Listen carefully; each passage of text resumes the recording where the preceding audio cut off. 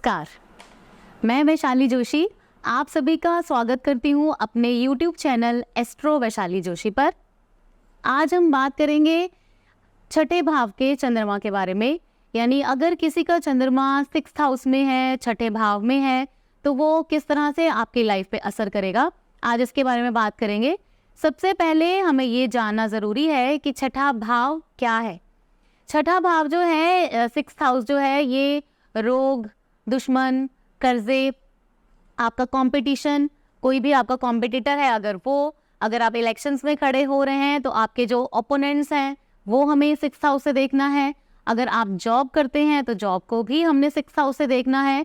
तो 6th house जो है वे ज़्यादा करके अच्छा तो नहीं माना जाता, लेकिन कभी भी किसी भी चीज़ को अच्छा या बुरा जो है वो नहीं हम बोल सकते।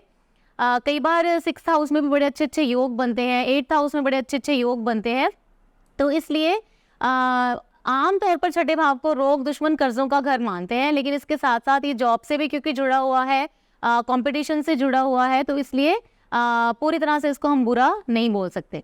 और चंद्रमा जो है वो क्या है? चंद्रमा है आपके मन के कारक, आपके मदर के कारक। आपका बचपन जो है वो किस तरह से बीता है, चंद्रमा से हम ये देखते हैं।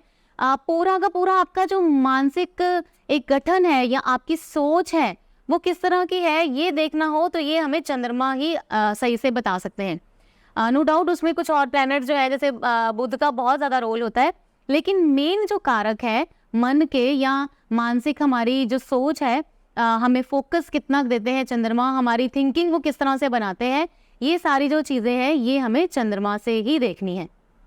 इसके अलावा आपकी मदर का रोल आपकी लाइफ में किस तरह से रहा है, आप अपनी मनी की मैनेजमेंट जो है वो किस तरह से करते हैं, ये भी हमें चंद्रमा जो है वो बताएंगे। और अगर चंद्रमा अच्छा है कैसा करता है, चंद्रमा खराब है तो उसके लिए क्या क्या रेमेडीज़ करनी चाहिए, ये चीज़ें चलो बाद की बात है। लेकिन अभी हम बात करेंगे कि अगर आपका चंद्रमा 6th हाउस में है तो वो किस तरह से असर करेगा। आपने ये जान लिया कि चंद्रमा 6th हाउस क्या है और उसके बाद कि चंद्रमा किन किन चीज़ों का कारक है। अब हम परिणाम जो है वो देखते हैं कि अगर चंद्रमा यहाँ पे हुआ तो वो किस तरह के परिणाम दे सकता है। तो सबसे पहले क्या है कि जैसे यहाँ पे बैठा हुआ चंद्रमा आपको इमोशनल नेचर का बनाएगा, आप बहुत ज़्यादा इमोशनल नेचर के होंगे। और एक बहुत ही खास चीज़ यहाँ पे रहेगी कि जब भी आप बहुत ज़्यादा खुश होंगे, अगर चंद्रमा किसी का 6th हाउस में है तो बहुत ज़्यादा अगर खुशी मिलती है आपको कभी या किसी चीज़ के लिए आप बहुत ज़्यादा खुश होते हैं, तो साथ ही किसी ना किसी बात को लेकर आपका मूड अपसेट हो जाएगा, आप उदास हो जाएंगे।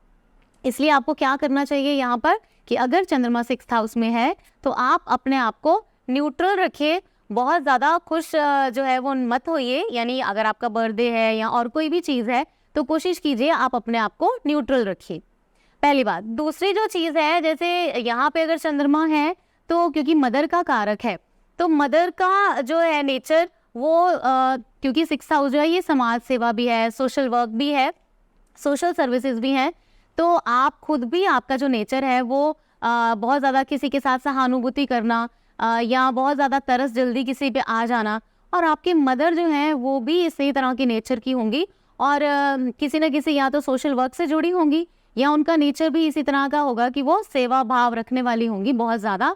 हो सकता है कि कई बार मैंने देखा है कि यहाँ पर अगर किसी का चंद्रमा हो तो ऐसे लोग NGO से जुड़े होते हैं या किसी न किसी सोशल वर्क से ज़रूर जुड़े हुए होते हैं, चाहे वो एनिमल लवर हो या किसी भी तरह का हो। हार्ड हार्टेड नहीं होते, बहुत ज़्यादा सॉफ्ट हार्टेड होते हैं। लेकिन सॉफ्ट हार्टेड होने का एक नुकसान उनको ये रहता है कि ऐसे लोग बहुत जल्दी फेथ कर लेते हैं दूसरों के ऊपर, और लोग जब उनको डिच करते हैं, धोखा देते हैं, तो जल्दी ज़्यादा ये चीज़ें बर्दाश्त नहीं कर पाते क्योंकि ये उन लोगों के साथ बहुत ज़्यादा जुड़े हुए होते हैं। तो ये चीज़ बहुत ज़्यादा रहती है कि स्ट्रेस बहुत जल्दी लेंगे, उदास बहुत जल्दी हो जाएंगे, कई बार इनके मूड स्विंग्स भी रहेंगे, खुशी भी बहुत जल्दी आएगी इनको। लेकिन जैसे मैंने पहले कहा कि बहुत ज़्यादा खुश नहीं होना, आप अपने आप को हर खुशी में न्यूट्रल रखिए ताकि जो है आपका जो ये चंद्रमा आपको बैलेंस कर सके। अब क्योंकि चंद्रमा मन के कारक हैं तो ये स्ट्रेस यहाँ पे ज़रूर देंगे, लेकिन स्ट्रेस को ठीक करने के लिए आप अपने आप को बिजी रखिए। गायत्री मंत्र का जाप आप हमेशा करते रहिए, जिससे आपको स्ट्रेंथ मिलेगी बहुत ज़्यादा। यहाँ पे अगर आपका चंद्रमा अच्छा है तो आप जॉब करेंगे, लेकिन जॉब जो है काफ़ी अच्छी वाली जॉब होगी, आप काफ़ी एम्बिशियस भी होंगे लेकिन ये है कि जॉब जो है वो आपको मिलेगी ऐसी ही जिसमें आप चाहे स्टार्ट जो है वो स्लो से करेंगे, लेकिन धीरे धीरे आप जो है वो एक अच्छी डेजिग्नेशन पर पहुंच जाएंगे। पर उसके लिए ये देखना बहुत ज़्यादा ज़रूरी है कि आपका चंद्रमा जो है वो पोजीशन कैसी है उसकी, वो किसी बैड इफेक्ट्स में तो नहीं है, या फिर उसकी जो राशि है वो कौन सी है। यहाँ पर बैठकर चंद्रमा जो है ये फाइनेंस का थोड़ा लॉस जल्दी करता है, यानी आपके पास पैसे रुकेंगे नहीं। आपको ये हमेशा लगता रहेगा कि आप कमाते ज़रूर हैं, लेकिन वो कहीं ना कहीं इधर उधर जो है वो खर्च हो जाते हैं और आप सेविंग्स नहीं कर पाते। यहाँ पे चंद्रमा सेविंग्स जो है वो थोड़ी कम करवाता है, तो इसके लिए भी रेमेडीज़ हैं। लेकिन क्या है कि इसके अलावा यहाँ पर चंद्रमा अगर है तो क्योंकि चंद्रमा की जो दृष्टि है ये है 12th हाउस पर, 12वें भाव पर, तो ऐसे लोग आध्यात्मिक भी होते हैं। ये ज़रूर है कि रोज़ रोज़ मंदिर जाना या रोज़ रोज़ किसी धार्मिक स्थान पर जाना थोड़ा सा पॉसिबल नहीं होता उनके लिए, लेकिन अंदर से ये रिलीजियस माइंड के या स्पिरिचुअल माइंड के ज़रूर होते हैं। थोड़ा माइंड ज़रूर वेवरिंग रहता है, स्ट्रेस बहुत ज़्यादा रहती है यहाँ पर, तो उस चीज़ को ठीक करना बहुत ज़्यादा ज़रूरी है। दिल पे बात बहुत जल्दी ले लेते हैं ऐसे लोग, और जैसे मैंने कहा कि फाइनेंस जो है वो थोड़ा सा वीक रहता है, और बचपन भी थोड़ा इनका जैसे आप कह सकते हैं कि थोड़ा हार्ड रहता है। तो ये सब चीज़ें जो हैं ये चंद्रमा 6th हाउस में अगर हो तो वो करता है।